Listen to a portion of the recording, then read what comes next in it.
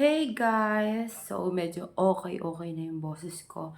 And for today's video, mag-haul lang tayo ng ukay.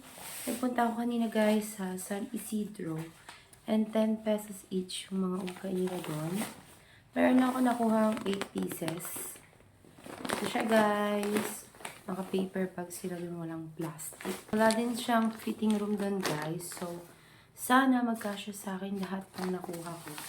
8 pieces lang to guys. First is this one. Mahilig tayo sa mga ganito.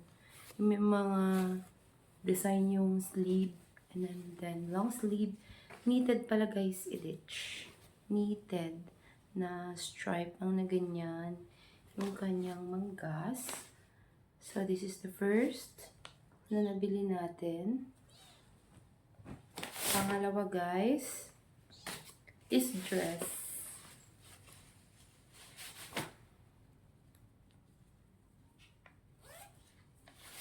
Eto guys, yung dress na black. Nagustuhan ko to kasi nang dahil dito sa kanyang collar. Para siyang burda. Ayan. Cute ng collar niya. And then may zipper siya dito sa likod. And then third is this floral.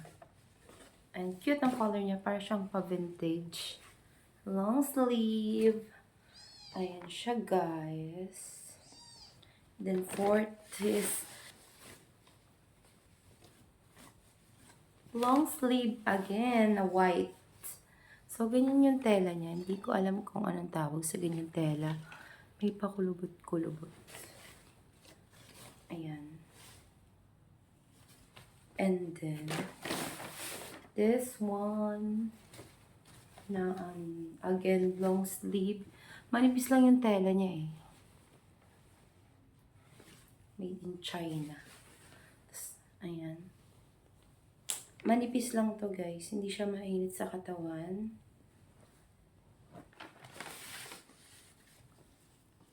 For long sleeve yun nakuha ko pala.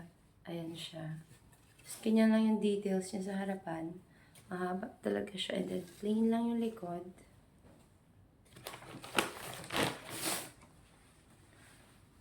Again, hindi na siya long sleeve. 3/4 naman guys. Ayan.